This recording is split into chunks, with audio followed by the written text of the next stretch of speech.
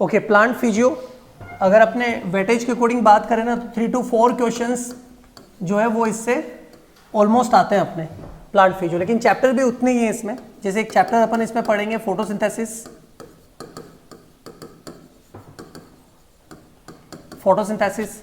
Second chapter इसमें हम पढ़ते हैं प्लांट रेस्पायरेशन,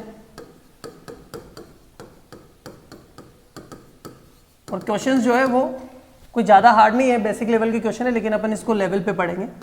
और इसके अंदर एक प्लांट हार्मोन है, यहाँ से क्वेश्चंस बनते हैं ज़्यादा, और एक है प्लांट वाटर रिलेशनशिप,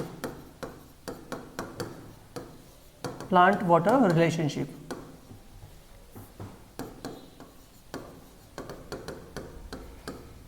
तो ये 4 चैप्टर्स हमें प्लांट फिजियो के अंदर पढ़ने हैं, ठीक है। एक मिनरल्स वाला आता है, लेकिन वो एग्रोनॉमी में अपन इतने ज़्यादा डिटेल में पढ़ लेते हैं, या नीड नहीं होती हमें पढ़ने की।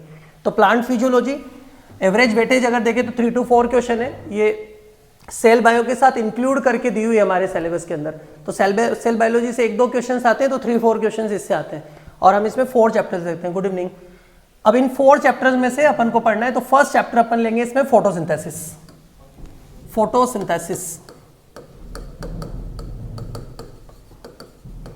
फोटोसिंथेसिस में सबसे पहले वही साइंटिस्ट वाला पोर्शन अपन पूरा करेंगे। कुछ साइंटिस्ट है जो बार बार आएंगे बीच में, एक साथ अपन इसको पहले कर लेते हैं ताकि बाद में साइंटिस्ट वाला अपना काम नहीं रहे। सबसे पहले स्टीफन हेल, नोट कर लेना, पहले देख लो आप। Stephen hello, father of plant physiology, father of plant physiology. इन्होंने बताया था कि एयर और लाइट जो है उसकी प्रेजेंस जरूरी होती है, और इसीलिए इनको फादर ऑफ प्लांट फिजियोलॉजी भी बोला। चाहे तो अपन लिख सकते हैं according to Stephen Hale, presence of light and air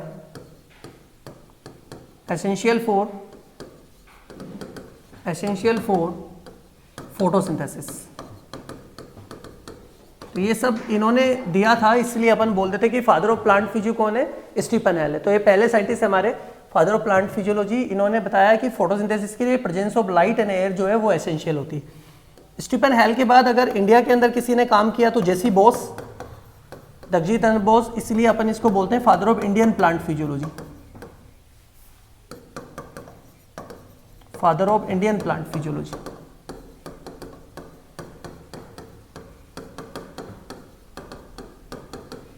तो इंडिया के अंदर प्लांट फिजियो पे जो अच्छा काम किया था वो जेसी बोस ने, इसलिए इनिशियली काम करने की वजह से father of Indian plant physiology इनको बोला गया। फिर एंजलमैन या इंजन हाउस को पहले देखो। इंजन हाउस को डिस्कवरर ऑफ फोटोसिंथेसिस माना जाता है, of photosynthesis.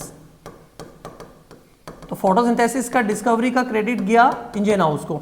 Importance of light को भी इन्होंने एक्सप्लेन किया, importance of light in photosynthesis. Photosynthesis में लाइट की इंपॉर्टेंस को एक्सप्लेन करने का क्रेडिट भी किसका जाता है, इंजन हाउस का। तो ये 3 साइंटिस्ट आप नोट करो, फिर और आप आगे बढ़ते हैं। 8-10 साइंटिस्ट है ये। Stephen hello, father of plant physiology, and आप ब्रैकेट में लिख सकते हो according to Stephen Hale, presence of light and air is essential for photosynthesis. Photosynthesis के लिए एयर और लाइट एसेंशियल होती है, बट रोल को एक्सप्लेन नहीं कर पाए थे कि क्यों इनको जो है वो एसेंशियल है। लाइट के इंपॉर्टेंस को बताया इंजन हाउस ने, एयर इंपॉर्टेंस को बताएंगे प्रिस्टले, आगे जाके अपन पढ़ेंगे। तो लाइट के इंपॉर्टेंस को बताया, और फोटोसिंथेसिस के डिस्कवरी का क्रेडिट भी इंजन हाउस को गया। कुछ बुक्स में फोटोसिंथेसिस के डिस्कवरी का क्रेडिट स्टीफन हेल को दिया हुआ है, बट एक्चुअल में इंजन हाउस था, स्टीफन हेल नहीं है फोटो डिस्कवरर। जेसी बोस इंडिया में प्लांट्स पे इन्होंने living non living in concept पे काम किए थे, दैट्स वाई जेसी बोस को हम बोलते हैं father of Indian plant physiology. Complete हुए तीनों साइंटिस्ट, आगे बढ़े हम। Stephen hello, father of plant physiology, according to Stephen Hale, presence of light and air is essential for photosynthesis. J C Bose, father of Indian plant physiology, and Ingenhousz, discovery of photosynthesis. Importance of light in photosynthesis को explain किया था इन्होंने, या light के importance को बताया था कि why light is essential for photosynthesis. हो गया ये सबका?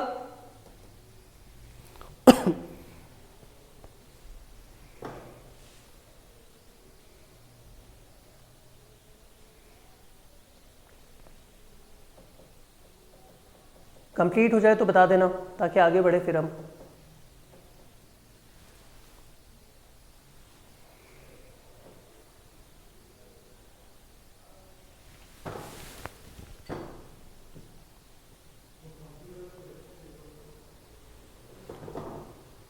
Okay, next Angelman.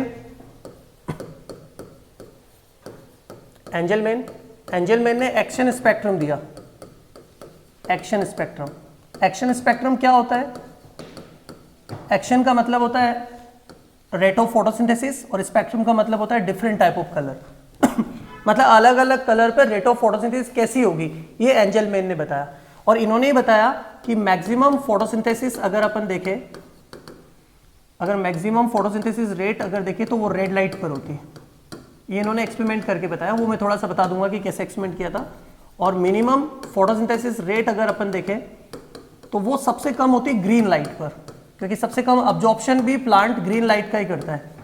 तो ग्रीन लाइट का अब्जॉर्प्शन कम होता है, इसीलिए रेट ऑफ फोटोसिंथेसिस भी कम होती है। और मैक्सिमम फोटोसिंथेसिस रेट किस पर मिलती है? रेड लाइट पर।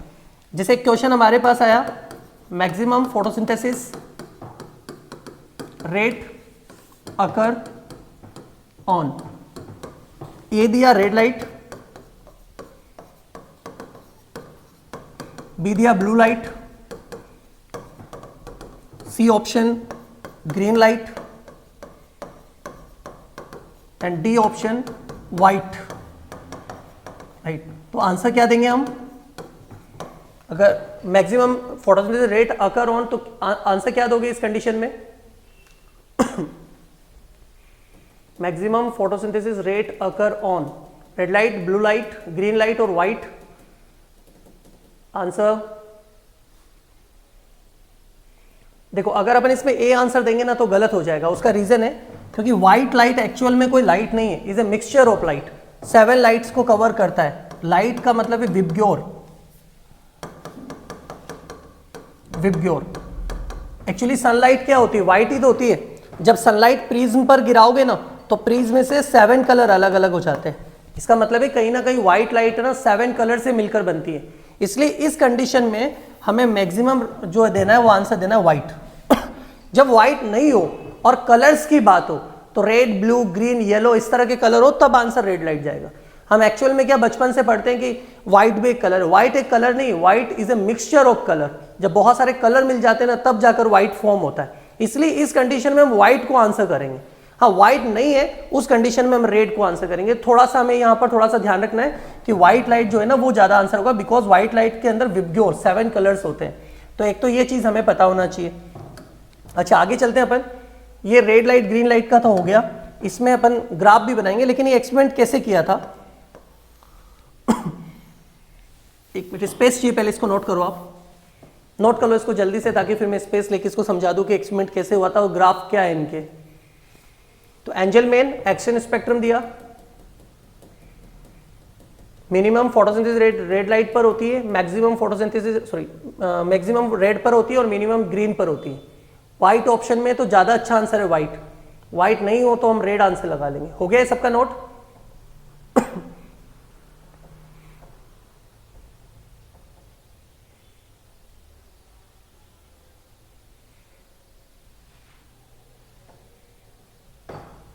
ओके, आगे देखो इन्होंने एक्सपेरिमेंट कैसे किया था। एक क्लेडोफोरा एल्गी लिया इन्होंने, क्लेडोफोरा। इस एल्गी पर इन्होंने अपने पूरे एक्सपेरिमेंट किए। इन्होंने क्या किया, एक लाइट सोर्स लिया, लाइक बल्ब ले लिया, कोई भी लाइट सोर्स हो सकता है, और लाइट सोर्स के सामने रखा प्रिज्म। आपको पता है प्रिज्म क्या करता है? लाइट को अलग अलग कलर में ब्रेक कर देता है। तो जब सनलाइट गिरेगी तो वो अलग अलग कलर में डिवाइड होगी। अलग अलग कलर से क्या मतलब है? वेवलेंथ। लाइट का कलर उसकी वेवलेंथ पर डिपेंड करता है। तो ये अलग अलग कलर में डिवाइड कर दिया इसको, विबग्योर जैसे। तो इन्होंने क्या किया, उनको पता है कि जब सनलाइट इस एल्गी पर गिरेगी तो एल्गी फोटोसिंथेसिस करेगा, और एल्गी अगर फोटोसिंथेसिस करेगा तो ऑक्सीजन बाहर निकलेगी। ऑक्सीजन बाहर निकलेगी तो उसको कैसे डिटेक्ट किया जाए? तो इन्होंने कुछ एरोबिक बैक्टीरिया छोड़ दिए। एरोबिक बैक्टीरिया, अब आपको पता है कि एरोबिक बैक्टीरिया कहाँ जाकर कलेक्ट होंगे? जहाँ पर ऑक्सीजन के अच्छा अमाउंट होता है।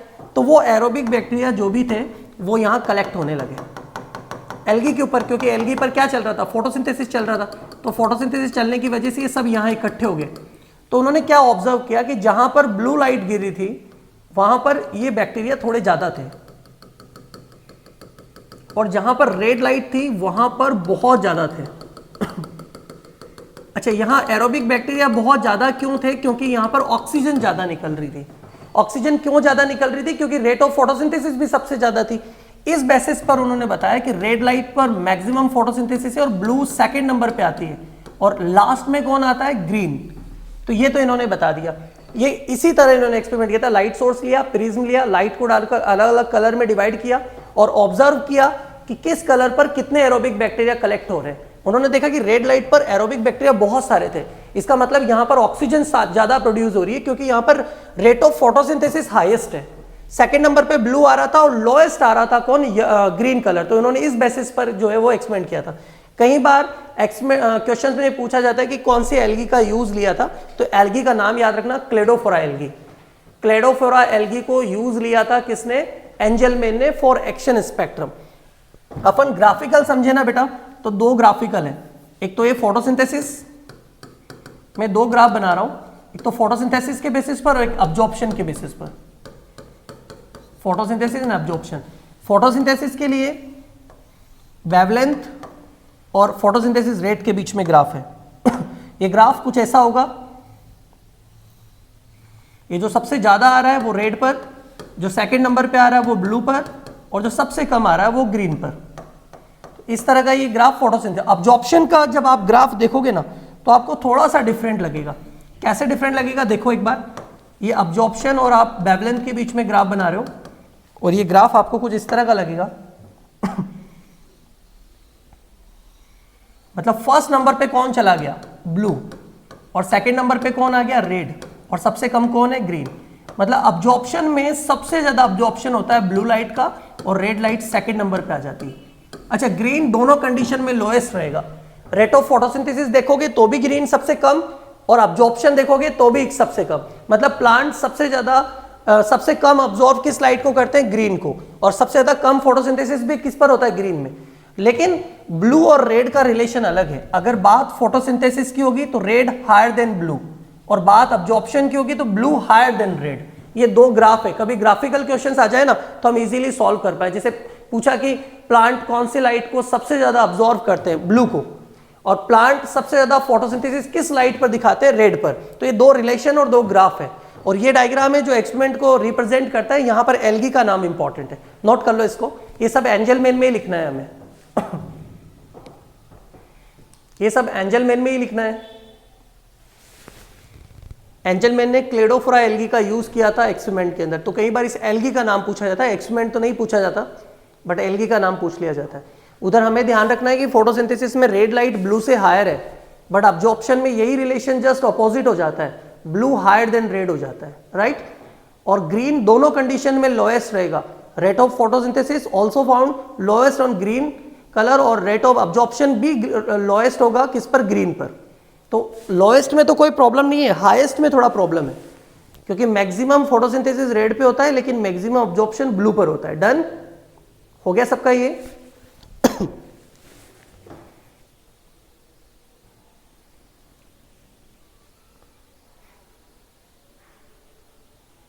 दोनों ग्राफ और रिलेशन बना लेना है हमें।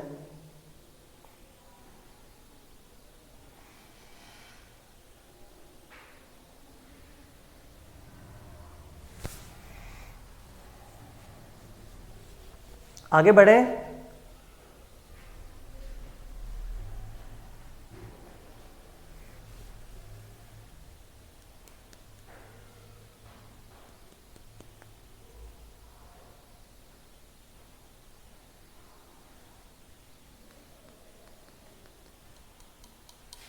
ओके, नेक्स्ट प्रिस्टले को भी देख लेते हैं। प्रिस्टले ने बेलजार एक्सपेरिमेंट किया था। तो कभी पूछे कि बेलजार एक्सपेरिमेंट किसने किया, तो वो भी आपको याद रहेगा।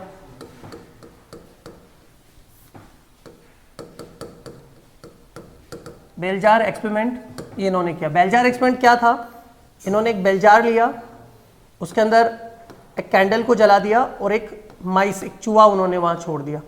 कुछ टाइम बाद उन्होंने क्या ऑब्जर्व किया कि ये जलना बंद हो गया और इसकी भी डेथ हो गई। रीजन था कि इस बेल जार के अंदर जितना ऑक्सीजन था ना वो यूज हो गया रेस्पायरेशन में और जलने में, क्योंकि जलने में भी ऑक्सीजन चाहिए। दोनों कंडीशंस में ऑक्सीजन खत्म हो गई और थोड़ी देर के बाद इसकी डेथ हो गई और कैंडल जलना बंद हो गया। बाद में उन्होंने क्या किया, उन्होंने वापस एक बेल जार लिया, उसके अंदर उन्होंने कैंडल को वापस जलाया, एक साथ में छोटा सा पौधा उन्होंने वहां रख दिया और एक माइस को वहां छोड़ दिया। तो देखा कि काफी लंबे टाइम तक ये जलती रही और वो भी लिविंग रहा। ऐसा क्यों हुआ? क्योंकि जब इसने ऑक्सीजन यूज की थी रेस्पायरेशन में तो क्या रिलीज की थी? CO2। CO2 को किसने लिया? प्लांट ने। और प्लांट ने वापस क्या निकाली? ऑक्सीजन। उस ऑक्सीजन को वापस इसने लिया। वैसा ही कैंडल में हुआ, कैंडल जलने में क्या यूज हुई? O2, और कैंडल के जलने से क्या निकली? CO2। CO2 को किसने लिया? प्लांट ने, और प्लांट ने वापस क्या छोड़ी? O2। तो एक साइकिल बन गया। इस साइकिल को प्रिस्टले नहीं समझ पाए थे उस टाइम, क्योंकि प्रिस्टले को ऑक्सीजन का नहीं पता था। बस प्रिस्टले ने तो ये बोला कि प्लांट क्या करते हैं, इम्प्योर जो एयर होती है उसको प्यूरिफाई करते हैं। तो प्लांट का काम इम्प्योर एयर को प्यूरिफाई करना है। वो हमें पता है कि वो प्यूरिफाई कैसे करेगा या इम्प्योर कैसे हो जाएगा वो, क्योंकि आपको पता है एयर के अंदर जो ऑक्सीजन थी, ये एयर है और इसकी जो ऑक्सीजन थी वो खत्म हो गई थी। उस ऑक्सीजन को रिस्टोर किसने किया? प्लांट ने। लेकिन प्रिस्टले को तो इतना पता था नहीं उस समय। तो प्रिस्टले ने सिर्फ इतना सा कहा कि ये जो एयर इम्प्योर हुई है, इम्प्योर क्यों हो गई? एनिमल्स की वजह से या किसी भी इन्वायरमेंटल कंडीशन की वजह से जो प्योर एयर इम्प्योर हुई है उसको प्यूरिफाई कौन करते हैं? प्लांट्स। तो बेल जार एक्सपेरिमेंट पूछा जाए तो प्रिस्टले ने क्या बोला? तो ध्यान रखना, according to Priestley, plant purify impure air.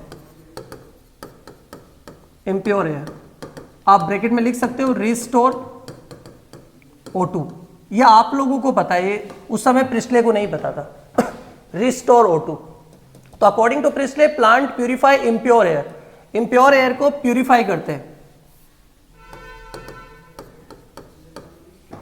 और हमें पता है कि प्यूरिफाई कैसे करेगा? वो O2 को रिस्टोर करेगा। जिस ऑक्सीजन को हम यूज कर लेते हैं, प्लांट उसको रिस्टोर करते हैं।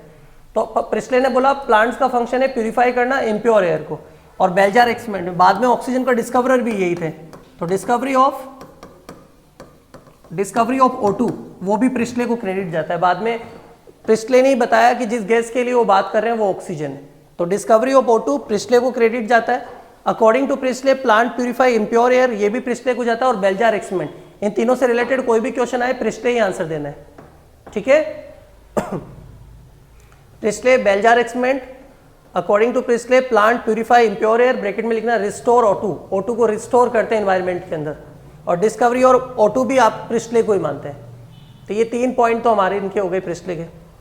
ओके, आगे चलते हैं अपन। फिर आए ब्लैकमैन। ब्लैकमैन से पहले से भी ये माना जाता था कि फोटोसिंथेसिस ओनली लाइट की प्रेजेंस में होता है, लेकिन ब्लैकमैन ने बताया कि नहीं, फोटोसिंथेसिस लाइट की प्रेजेंस और एब्सेंस दोनों में होता है। और इन्होंने कहा कि फोटोसिंथेसिस के अंदर 2 रिएक्शंस होती है, लाइट रिएक्शन और dark reaction. Specially dark reaction को स्टेबलाइज किया इन्होंने। तो डार्क रिएक्शन और लाइट रिएक्शन होती है। तो ब्लैकमैन ने किसको बताया? डार्क रिएक्शन को। तो आगे लिख सकते हो discoverer of dark reaction. Blackman कौन है? Discoverer of dark reaction. इस रिएक्शन को बताने का, समझाने का पूरा क्रेडिट ब्लैकमैन को जाता है। तो डिस्कवरर ऑफ डार्क रिएक्शन कौन है? ब्लैकमैन। इससे पहले सिर्फ समझा जाता था कि लाइट रिएक्शन ही होती है, डार्क नहीं होती है, और इसी में ग्लूकोज फॉर्म होता है। बाद में बताया उन्होंने कि ग्लूकोज फॉर्म के लिए एक अलग सेपरेट प्रोसेस होता है, तो उसको आप बोलते हैं डार्क रिएक्शन। और ये लाइट रिएक्शन को किसने? रॉबर्ट हिल।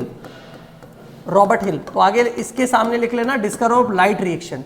इस लाइट रिएक्शन को रॉबर्ट हिल ने बताया था। तो discoverer of light reaction Robert Hill और discoverer of dark reaction Blackman. दोनों लिख लो।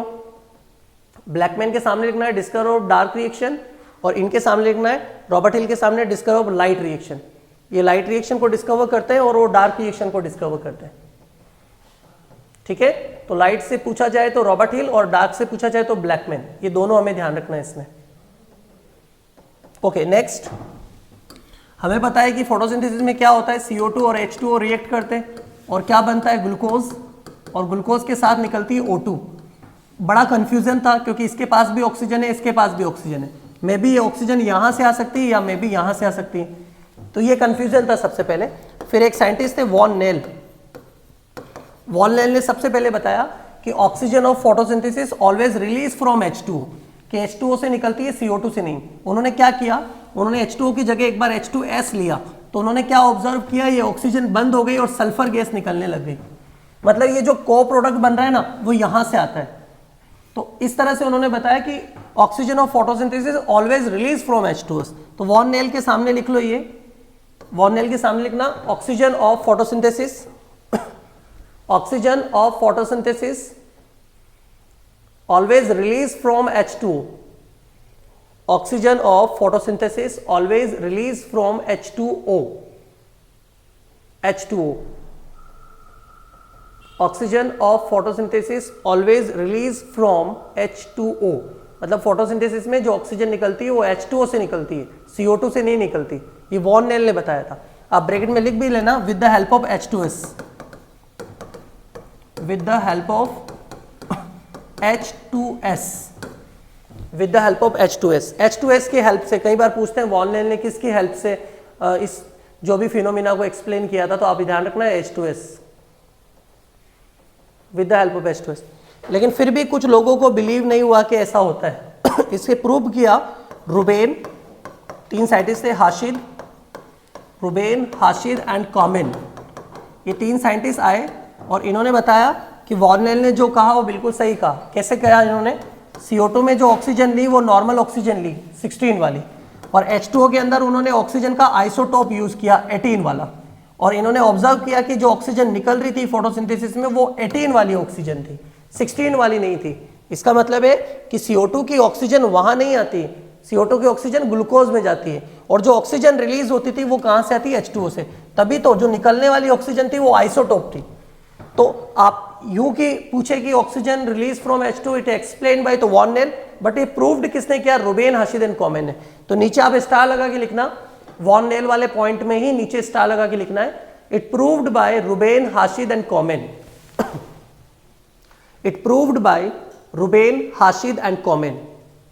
वॉन नेल वाले पॉइंट के अंदर ही लिखना है बेटा में, it proved by Ruben, Hassid and Kamen with the help of O18, with the help of O18, it proved by Ruben, Hashid and Komen with the help of O18, O18 की help से। कई बार पूछ लेते हैं कि किस isotope का use किया था, क्योंकि हमारे उस लेवल के क्वेश्चन आ सकते हैं। तो आप लिखना Ruben, Hassid and Kamen with the help of O18। हो गया सबका बेटा ये?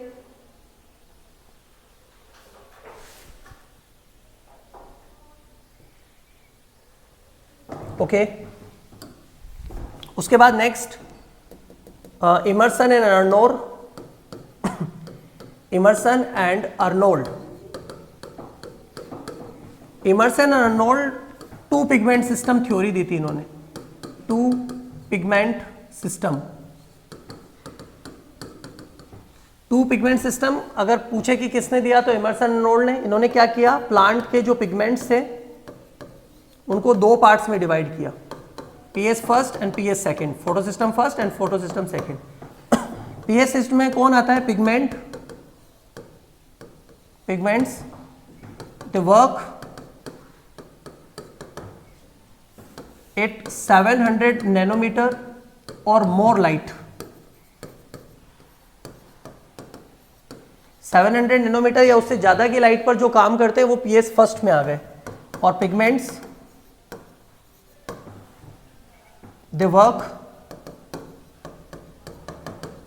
at 680 नैनोमीटर और लेस वेवलेंथ और लेस लाइट। मैं सीधा लाइट लिख रहा हूँ, लाइट का मतलब यहाँ वेवलेंथ से। तो जो 680 नैनोमीटर या उससे कम पर काम करते हैं PS सेकंड, और जो 700 नैनोमीटर और उससे ज़्यादा पर काम करते हैं वो PS फर्स्ट में आते हैं। इस तरह से 2 पिगमेंट सिस्टम दिया था किसने, इमर्सन और अर्नोल्ड ने। इमर्सन और अर्नोल्ड ने, इन्होंने साथ में 2 फिनोमिना भी दी, स्पेशली इमर्सन ने दिया था। ये इमर्सन की 2 फिनोमिना है, एक है रेड ड्रॉप। रेड ड्रॉप क्या है, इन्होंने कहा when we put 700 nanometre or more light on plant, productivity will be decrease, ऐसा क्यों बताता हूं अभी। डिक्रीज क्योंकि आपको पता है अगर आप 700 नैनोमीटर और इससे ज़्यादा की लाइट डालोगे ना तो PS सेकेंड इन्वॉल्व नहीं होगा, तो आप लिखेंगे ओनली PS फर्स्ट इन्वॉल्व। अब आपको पता है अगर ओनली PS फर्स्ट इन्वॉल्व होगा तो प्रोडक्टिविटी तो डिक्रीज होना ही है। तो रेड ड्रॉप फिनोमेना क्या है? रेड ड्रॉप फिनोमेना का मतलब है कि जब आप प्लांट पर 700 या इससे ज़्यादा की लाइट डालते हो तो प्रोडक्टिविटी क्या होती है? डिक्रीज हो जाती है। उसका रीजन है only PS first involve, PS second involve नहीं होगा। क्योंकि आपको तो पता है PS सेकंड कब इन्वॉल्व होता है? जब 680 नैनोमीटर से कम की लाइट गिरती है, और अपन ने यहाँ 700 नैनोमीटर से ज़्यादा की लाइट गिराई है, तो रेड ड्रॉप होना ही है। रेड मतलब 700 और मोर लाइट, ड्रॉप का मतलब है प्रोडक्टिविटी कम हो रही है। और एक इन्होंने दिया था enhancement effect.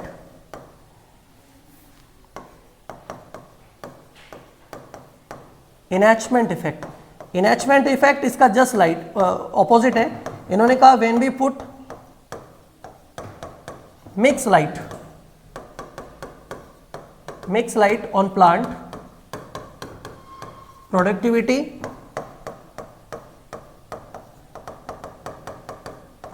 Will be increase.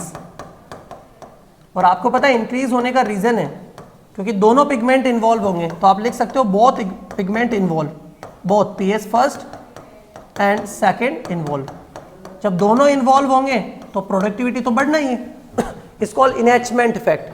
और ये दोनों इफेक्ट इमर्सन ने दिए थे, तो हमें एक तो ये याद रखना है, Emerson and Arnold 2 pigment system theory इन्होंने दी थी। पिगमेंट्स को 2 पार्ट में डिवाइड किया, PS first and PS second. और PS फर्स्ट में वो पिगमेंट आते हैं जो 700 नैनोमीटर या उससे ज़्यादा की लाइट पर काम करते हैं, और PS सेकेंड में वो पिगमेंट आते हैं जो 680 नैनोमीटर या उससे कम पर काम करते हैं। 2 फिनोमिना है, रेड ड्रॉप फिनोमिना, ये भी इमर्सन ने दिया था, और इनहैचमेंट इफेक्ट ये भी इमर्सन ने दिया था।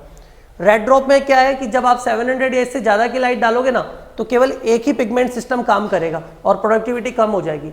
लेकिन जब आप मिक्स लाइट डालोगे ना तो प्रोडक्टिविटी इंक्रीज होगी क्योंकि दोनों टाइप के पिगमेंट्स इन्वॉल्व होते हैं। तो आपने कहा when we put mix light on plant productivity online when we put mix light on plant productivity will be increase. यहाँ कोमा लगा देना ताकि ध्यान रहे। तो ये दोनों लिख लो, इनहैचमेंट इफेक्ट और रेड ड्रॉप। हो गया ये?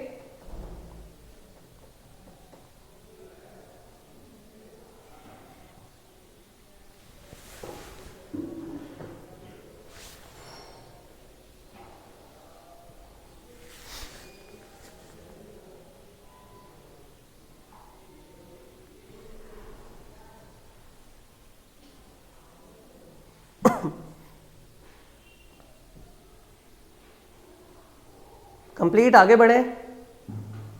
ओके, ये अपना इनहैचमेंट इफेक्ट हो गया। ये साइंटिस्ट वाला काम करके अब हम रॉ मटेरियल पे चलते हैं। जैसे सबसे पहले हमें क्लोरोप्लास्ट पता होना चाहिए। क्लोरोप्लास्ट, अगर क्लोरोप्लास्ट पता होगा तो अपन फोटोसिंथेसिस को पढ़ पाएंगे। जैसे क्लोरोप्लास्ट की स्ट्रक्चर है, बाय मेम्ब्रेन स्ट्रक्चर होता है, डबल मेम्ब्रेन बाउंडेड स्ट्रक्चर होता है, और इसके अंदर भरा होता है स्ट्रोमा। जो इसके अंदर सेमी मैट्रिक्स होता है ना, सेमी फ्लूइड नेचर का एक फ्लूइड भरा होता है, इट्स कॉल्ड स्ट्रोमा।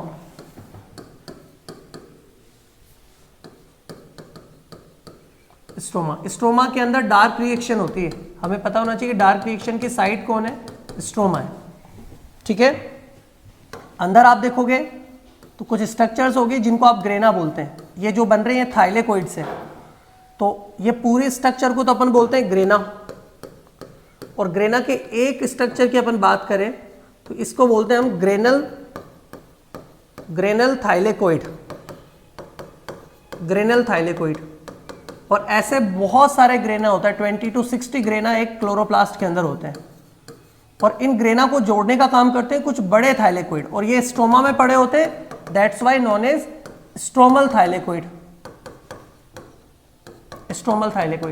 तो है तो थाइलेकोइड, अगर स्ट्रोमा में पड़ा हुआ है तो स्ट्रोमल थाइलेकोइड, और ग्रेना का पार्ट है तो ग्रेनल थाइलेकोइड। और स्ट्रोमा में देखो आपने कहा था यहां पिगमेंट का ग्रुप होता है, सॉरी ग्रेना पे क्या होता है, पिगमेंट्स का ग्रुप होते हैं बहुत सारे, मैं एक जगह बना रहा हूँ लेकिन ऐसे बहुत सारे ग्रुप्स होते हैं पिगमेंट्स के। ये जो है इसे बोलते हैं ग्रुप ऑफ पिगमेंट, और ग्रुप ऑफ पिगमेंट को बोला जाता है क्वांटासोम।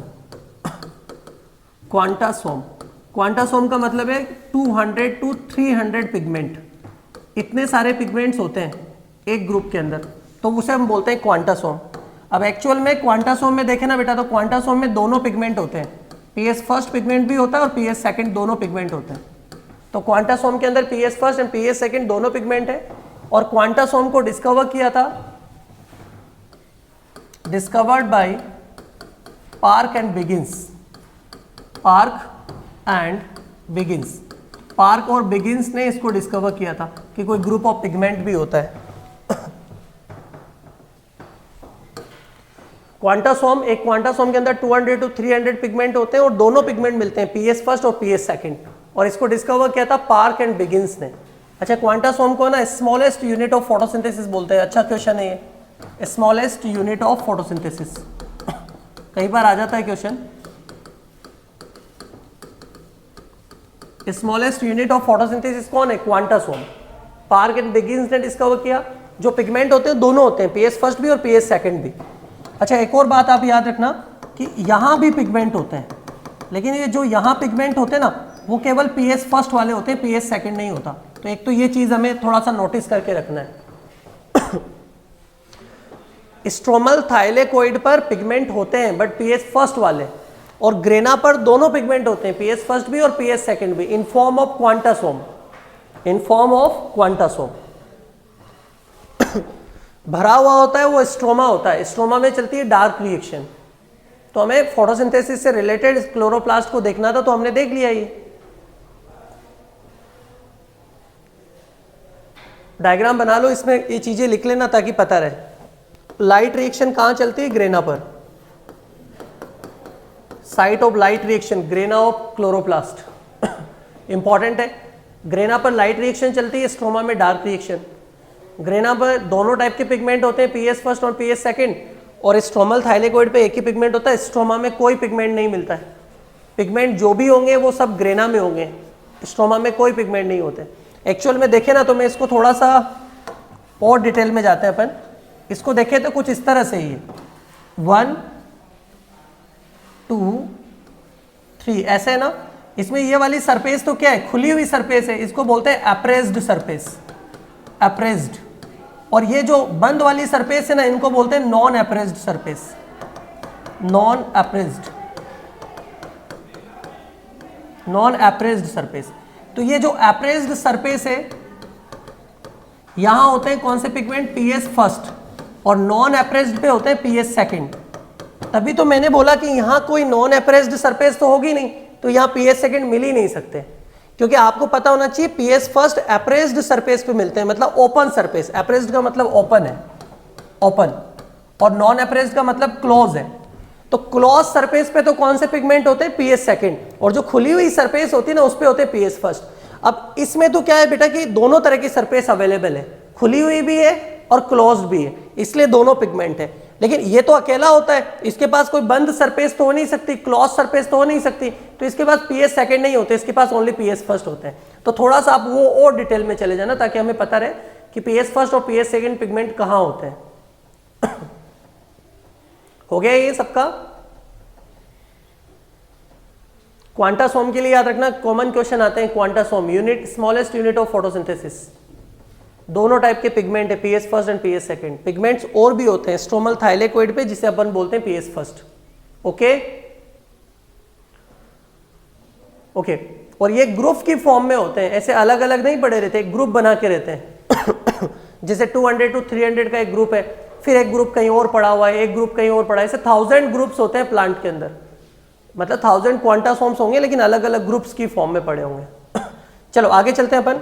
स्ट्रोमल थाइलेकोइड के बाद क्लोरोप्लास्ट पढ़ लिया, तो अब पिगमेंट्स पे बात आ गई। हम पिगमेंट्स पे थोड़ा सा देख लेते हैं। पिगमेंट्स हमारे पास एसेंशियल और एसेसरी दो टाइप के होते हैं।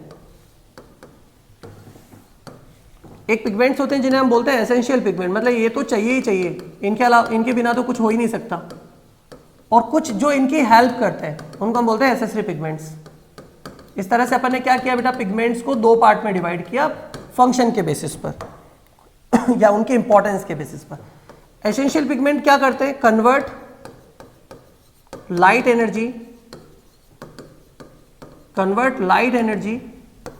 इनटू केमिकल एनर्जी,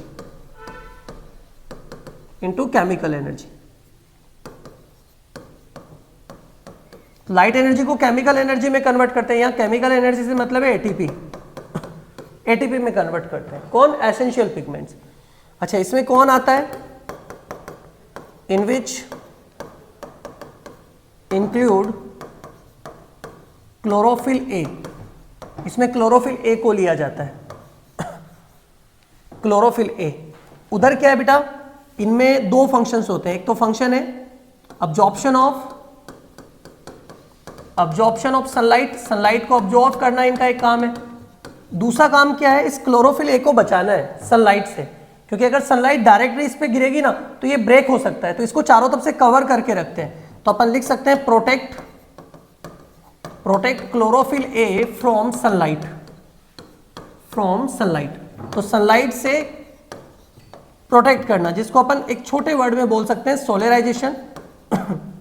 सोलेराइजेशन या फिर फोटोलाइसिस या सोलेराइजेशन बोल सकते हैं। क्योंकि जब सनलाइट तेज गिरती है ना तो पिगमेंट डिस्ट्रॉय हो सकते हैं। तो सोलेराइजेशन या फोटोलाइसिस से प्रोटेक्ट करता है। ये तो दो फंक्शन है। इसमें कौन इंक्लूड है तो ध्यान रखना बेटा, in which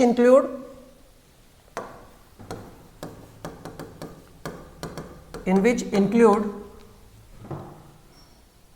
chlorophyll B, chlorophyll C, chlorophyll D, chlorophyll A, carotenoid, xanthophyll and etcetera. ये सब इसके अंदर आ जाते हैं। क्लोरोफिल बी, सी, डी है, कैरोटीनॉइड, जेंथोफिल, जो भी आपको क्लोरोफिल ए के अलावा दिखे ना वो सब एसेसरी पिगमेंट्स है। और इनके दो काम है, इसका एक ही काम है। ठीक है, तो ये तो इनके, अब इनकी स्ट्रक्चर भी मैं बता देता हूं, पहले आप इसको लिख लो जल्दी से। Pigments are two type, essential and accessory. Essential में कौन आते हैं जो लाइट एनर्जी को केमिकल एनर्जी में कन्वर्ट करते हैं।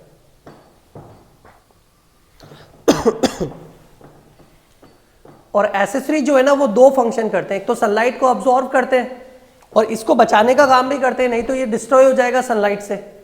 और बाकी जितने भी पिगमेंट्स हैं वो सब एसेसरी पिगमेंट्स में आ जाते हैं।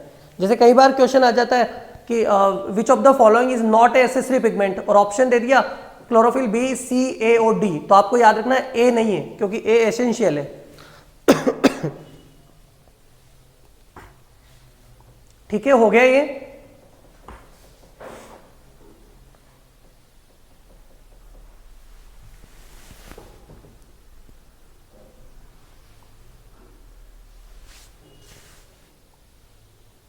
हो गया, ठीक है। स्ट्रक्चर बनाए अपन, तो ये बीच में आता है क्लोरोफिल ए। क्लोरोफिल ए को चारों तरफ से कवर करते हैं दूसरे पिगमेंट्स, ये इस तरह से। तो ये क्वांटासोम बना रहा हूं एक तरह से, मैं ये मान के चलो ग्रुप ऑफ पिगमेंट्स बना रहा हूं। अब इसमें ये जो ग्रुप है ना बेटा, इसको अपन बोलते हैं एंटीना, या फिर हम इसको बोलते हैं पीएचसी, फोटो हार्वेस्टिंग कॉम्प्लेक्स, या एलएचसी, लाइट हार्वेस्टिंग कॉम्प्लेक्स। इसका मतलब है फोटो हार्वेस्टिंग कॉम्प्लेक्स, या फोटो की जगह आप लाइट हार्वेस्टिंग कॉम्प्लेक्स बोल सकते हैं। और ये एंटीना क्या होता है, एंटीना होता है ग्रुप ऑफ एसेसरी पिगमेंट्स। तो जितने भी एसेसरी पिगमेंट है ना वो ग्रुप बना के रहते हैं। और ये बीच में जो होता है ना उसको बोलते हैं रिएक्शन सेंटर।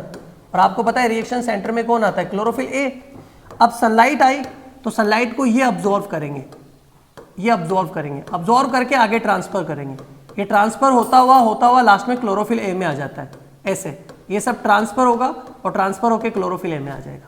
तो एनर्जी पहले इन पर गिरती है फिर यहां तक आती है। इससे क्या फायदा है, डायरेक्ट सनलाइट क्लोरोफिल ए पर नहीं गिरेगी, तो क्लोरोफिल ए को सनलाइट से कोई नुकसान नहीं है, तो इन्होंने बचाया इसको। और दूसरा प्लांट ये अब्जॉर्ब भी कर रहे हैं सनलाइट को, तो दो फंक्शन हो गए। ये जो एनर्जी ट्रांसफर मेथड है ना, एनर्जी ट्रांसफर मेथड, इन एंटीना, कई बार पूछ लेते हैं कि इसको हम बोलते हैं रेजोनेंस मेथड, रेजोनेंस मेथड।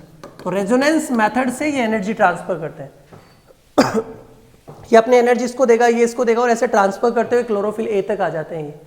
तो ये ऐसा डायग्राम बना लो जिसमें एसेंशियल और एसेसरी दोनों पिगमेंट्स को रिप्रेजेंट किया हुआ है। तो इसे फटाफट जल्दी से बना लो। एक तो एक मेथड याद रखना कि एंटीना के अंदर जो एनर्जी ट्रांसफर मेथड है वो रेजोनेंस मेथड होता है, और वो ग्रुप ऑफ जो है वो एंटीना या पीएससी या एलएससी, फोटो हार्वेस्टिंग कॉम्प्लेक्स या लाइट हार्वेस्टिंग कॉम्प्लेक्स बोलते हैं अपन उसको। दोनों के फंक्शंस में ऑलरेडी लिखा चुका हूँ, सिर्फ उसको डायग्रामेटिक एक्सप्लेन करा था, तो डायग्राम अपन ने बना लिया इसको। तो इसको जल्दी से बना लो।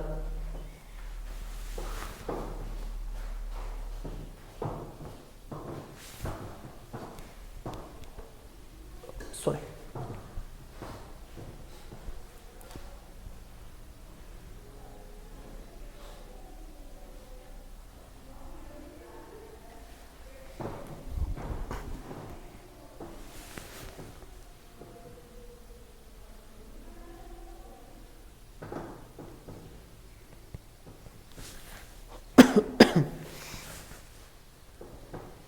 तो एक ग्रुप ऑफ पिगमेंट या पिगमेंट्स के टाइप हो गए हमारे।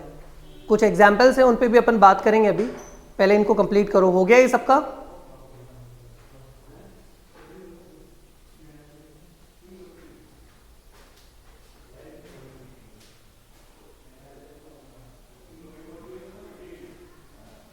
ओके। अगर अपन आगे चले तो सबसे पहले अपने पास एक पिगमेंट आया क्लोरोफिल, क्योंकि यूनिवर्सल पिगमेंट कुछ और है। जैसे एक क्वेश्चन आता है बहुत फेमस है, यूनिवर्सल पिगमेंट। यूनिवर्सल पिगमेंट कौन है? Chlorophyll A and beta carotene. ये बीटा कैरोटीन और क्लोरोफिल ए दोनों यूनिवर्सल पिगमेंट है। इसका मतलब है कि जितने भी प्लांट से जितने भी एल्गी है ना, उनके अंदर ये दोनों पिगमेंट्स तो होंगे। कोई ऐसा एल्गी या ऐसा कोई प्लांट नहीं है जिनमें दोनों पिगमेंट नहीं होते। That's why both are known as universal pigment. ये क्लोरोफिल बार बार आ रहा है, तो क्लोरोफिल ए इतना इंपॉर्टेंट है, तो अपन इसको थोड़ा पढ़ते हैं। इसका फॉर्मूला है C55H72O5N4 एंड मैग्नीशियम। ये इसका केमिकल फॉर्मूला है। केमिकल नेम क्या है इसका? टेट्रापाइलोरिक मैग्नीशियम पोरफायरिन। अगर स्ट्रक्चर की बेसिस पे देखें तो इस तरह की स्ट्रक्चर होती है। इसकी नाइट्रोजन कंटेनिंग रिंग्स होती है 4। ये डायग्राम नहीं बनाना है किसी को भी जो मैं बना रहा हूँ, क्योंकि ये एक्चुअल सही नहीं है। सिर्फ नाम याद करने के लिए ये फॉर्मूला बना रहा हूँ मैं। बीच में होता है मैग्नीशियम। एक्चुअल में ये डायग्राम ऐसा नहीं होता है। डायग्राम के अंदर बहुत कॉम्प्लेक्सिटी होती है, और एक कार्बन की एक चेन है। ध्यान से सुनना, ये 4 रिंग्स है, और जब भी किसी रिंग के अंदर नाइट्रोजन आता है तो आप उसको बोलते हैं पाइलोरिक। 4 रिंग्स है, दैट्स वाई इज कॉल्ड टेट्रापाइलोरिक। बीच में मैग्नीशियम होता है, और ये जो कार्बन की चेन है उसको बोलते हैं पोरफायरिन। इसलिए इसका नाम है टेट्रापाइलोरिक मैग्नीशियम पोरफायरिन। सिर्फ नाम को याद करने के लिए हेल्प ले सकते हैं। ये एक्चुअल में सही डायग्राम नहीं है, क्योंकि बहुत सारी बैलेंसी और बहुत सारे बॉन्डिंग एब्सेंस है इसमें। तो 4 रिंग्स है, दैट्स वाई इज कॉल्ड टेट्रापाइलोरिक। बीच में मैग्नीशियम होता है और एक कार्बन की चेन है पोरफायरिन। इसको टेडपोल स्ट्रक्चर बोलते हैं, बिकॉज ये हेड है। ये हेड होता है और ये होती है इनकी टेल। तो जैसे टेडपोल नहीं होते फ्रॉक के, ऐसे जो मूव करते रहते हैं, वैसे स्ट्रक्चर से लिया है इसको। तो टेट्रापाइलोरिक मैग्नीशियम पोरफाइन, और मैं यहां लिख रहा हूं tadpole like structure. Tadpole like structure है इसकी। तो क्लोरोफिल टेडपोल लाइक स्ट्रक्चर होता है, जिसमें 4 रिंग्स की वजह से इसको टेट्रापाइलोरिक दिया जाता है। नाम को याद करने में हेल्प लेना, लेकिन एक्चुअल सही स्ट्रक्चर नहीं है ये। अच्छा, बनता कैसे? तो फॉर्मेशन बता देता हूं मैं इसका। एक अमीनो एसिड होता है glycine. Glycine amino acid react करता है सक्सिनिल कोएंजाइम केमिकल से, सक्सिनिल कोएंजाइम, और इन दोनों के रिएक्ट करने से बनता है प्रोटोक्लोरोफिल। प्रोटोक्लोरोफिल इनएक्टिव होता है, मतलब इसका कोई कलर नहीं होता, ना इसका कोई रोल होता है, बिकॉज ये इनएक्टिव फॉर्म है। बाद में जब सनलाइट गिरती है ना प्लांट पर, तो सनलाइट की प्रेजेंस में ये कन्वर्ट हो जाता है क्लोरोफिल में। इसका मतलब है कि क्लोरोफिल बनने के लिए सनलाइट भी होना चाहिए। मतलब ऐसा कि आप प्लांट को सब कुछ खिला रहे हो, लेकिन उसको आपने अंधेरे कमरे में रखा हुआ है, तो कुछ टाइम में लीव्स जो है ना वो गिरने लग जाएगी या ग्रीन से येलो हो जाएगी। तो ऐसा क्यों हुआ? क्योंकि आपको पता है कि क्लोरोफिल बनाने के लिए सनलाइट भी चाहिए, सनलाइट नहीं होगी तो क्लोरोफिल खत्म हो जाएगा, नया क्लोरोफिल बन नहीं रहा है, तो प्लांट की लीव्स कैसी हो जाएगी, पीली पड़ जाएगी, येलो हो जाएगा, क्लोरोसिस उसके अंदर दिखने लगेगा और लीव्स फॉल भी हो जाएगी। तो ये तो फॉर्मेशन है। Glycine amino acid succinyl coenzyme से रिएक्ट करता है, प्रोटोक्लोरोफिल बनाता है, फिर जब उस पर सनलाइट गिरती है तो वो क्लोरोफिल में कन्वर्ट हो जाता है। ये तो फॉर्मेशन है, ये इसका केमिकल नेम है, ये केमिकल फॉर्मूला है और टेडफोल लाइक स्ट्रक्चर है। ये क्लोरोफिल ए है आपका, लिख लो इसे।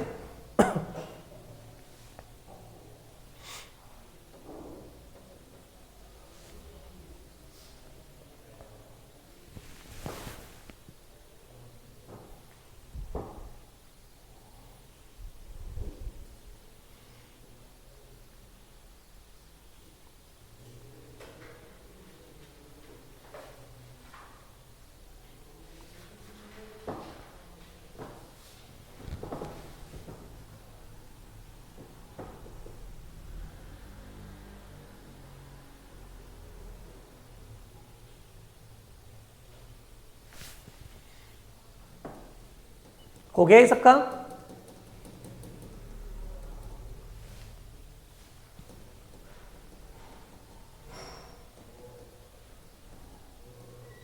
कंप्लीट?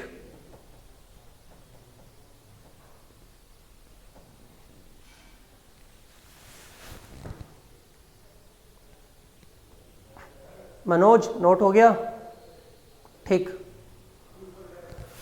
ओके। देखो अगर हम टाइप ऑफ क्लोरोफिल की बात करें टाइप ऑफ क्लोरोफिल, तो टाइप ऑफ क्लोरोफिल में 6 टाइप के होते हैं। कौन? Chlorophyll A, chlorophyll B, chlorophyll C, sorry 7 type के होते हैं। Chlorophyll A B C D E, 5 तो ये।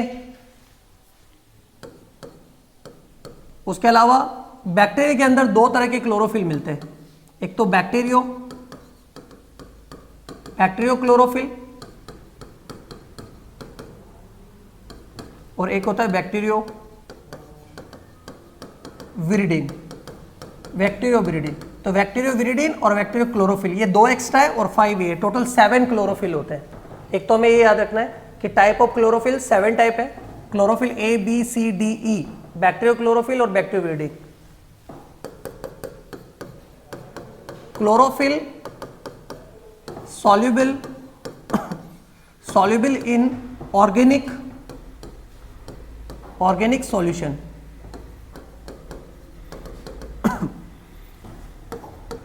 insoluble in water, तो insoluble in water but soluble in organic solution। एक तो ये याद रखना है कि क्लोरोफिल जो है ना वो पानी के अंदर घुलते नहीं है। ऑर्गेनिक सॉल्यूशन कोई भी होता है ना, जैसे एसीटोन है, क्लोरोफिल है, कोई भी उसमें होगा तो उसमें ये क्या हो जाते हैं, सॉल्युबल हो जाते हैं। तो soluble in organic solution but insoluble in water, ये क्लोरोफिल के लिए याद रखना है। और क्लोरोफिल टोटल 7 टाइप्स के होते हैं, ठीक है। अच्छा, कोई भी पिगमेंट हो, पिगमेंट कलर और पिगमेंट सेपरेशन या पिगमेंट आइसोलेशन, अगर अपन को किसी भी लीफ से पिगमेंट कलर को आइडेंटिफाई करना है या कलर्स को आइसोलेट करना है तो इसमें जिस टेक्निक का यूज करेंगे वो टेक्निक है पेपर क्रोमेटोग्राफी टेक्निक।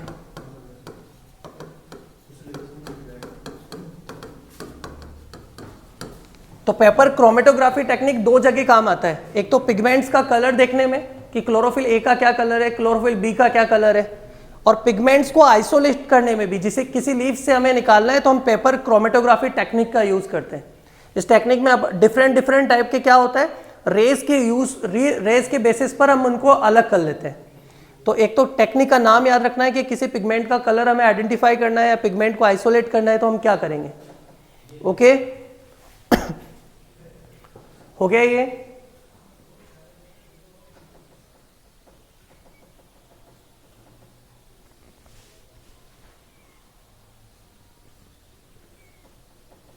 दीपक एक बार देख दो।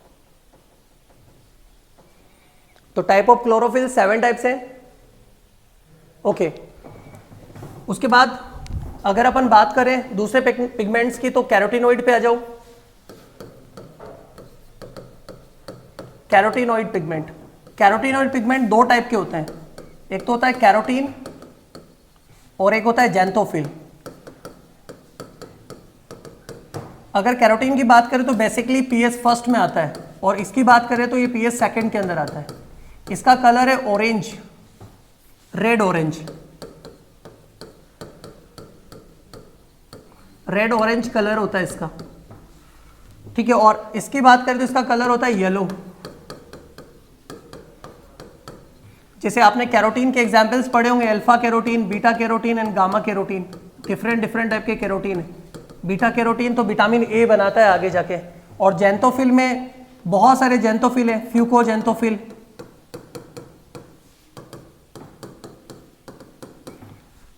वायोलोजेंथोफिल एटसेट्रा करके आप छोड़ देना। तो जेंथोफिल में भी बहुत सारे होते हैं, फ्यूकोजेंथोफिल, वायोलोजेंथोफिल, जैसे अल्फा बीटा और गामा कैरोटीन पिगमेंट्स होते हैं वैसे। और carotene pigment red orange colour के होते हैं, पीएस फर्स्ट में आते हैं, और जेंथोफिल येलो कलर के होते हैं, फ्यूकोजेंथिन और ये सब इसमें आते हैं। कैरोटीन के अलावा अपन को क्या देखना होता है, एक और फाइकोबिलीन पिगमेंट। फाइकोबिलीन पिगमेंट में भी दो टाइप के हैं, एक तो फाइकोएरिथ्रिन होता है, फाइकोएरिथ्रिन, इसको कंबाइंडली लिखना साथ में, फाइकोएरिथ्रिन और phycocyanin. Phycoerythrin pigment red algae के अंदर मिलता है, और फाइकोसाइनिन ब्लू ग्रीन एल्गी के अंदर, बीजीए के अंदर। रेड एल्गी और ब्लू ग्रीन एल्गी के अंदर मिलता है। तो फाइकोएरिथ्रिन और फाइकोसाइनिन। तो फाइकोबिलीन भी दो टाइप के होते हैं, फाइकोएरिथ्रिन और फाइकोसाइनिन। रेड एल्गी के अंदर मिलता है फाइकोएरिथ्रिन, और ब्लू ग्रीन एल्गी या ब्लू एल्गी के अंदर मिलता है, वैसे ब्लू ग्रीन एल्गी होता है वो, ब्लू अगर सेपरेट कलर नहीं होता। तो फाइकोसाइनिन, और इसका याद रखना ये फाइकोबिलीन के टाइप से, कैरोटिनोइड्स के टाइप हो गए और क्लोरोफिल के टाइप से हो गए। ये आपका पिगमेंट का काम खत्म हो गया। तो पिगमेंट, क्लोरोप्लास्ट और साइंटिस्ट, ये तीन चीजें आपने पढ़ी। साइंटिस्ट में Stephen hello, father of plant physiology. Discover of photosynthesis में पूछे तो इंजन हाउस देना है, action spectrum Engelmann answer देना है, two pigment system Emerson Arnold answer देना है ना। Bell jar experiment, oxygen discovery, plant purify air, ये सब प्रिस्ले ने बोला था। ऑक्सीजन को किसने बताया कि ऑक्सीजन वाटर से निकलती है, वॉन नेल ने। प्रूव्ड किया रुबेन, हाशिर एंड कॉमेन ने। डार्क रिएक्शन ब्लैकमैन ने, और लाइट रिएक्शन रॉबर्ट हिल ने दिया। उसके अलावा हमने पढ़ा कि क्लोरोप्लास्ट में स्ट्रोमा होता है, ग्रेना होता है। ग्रेना के अंदर दोनों तरह के पिगमेंट्स होते हैं, स्ट्रोमा में कोई पिगमेंट नहीं होता। हाँ, स्ट्रोमल थाइलेकोइड पे जरूर पीएस फर्स्ट पिगमेंट होते हैं। उसके बाद ये कैरोटिनोइड, फाइकोबिलिन्स, क्लोरोफिल, एसेसरी पिगमेंट और एक्सेसरी पिगमेंट्स, ये सब अपन ने पढ़ लिया है ना। तो इन सबको पढ़ना, कोई प्रॉब्लम आए तो कल वापस पूछ सकते हो। अगर कोई टॉपिक या किसी में कोई कंफ्यूजन हो तो पूछ लेना।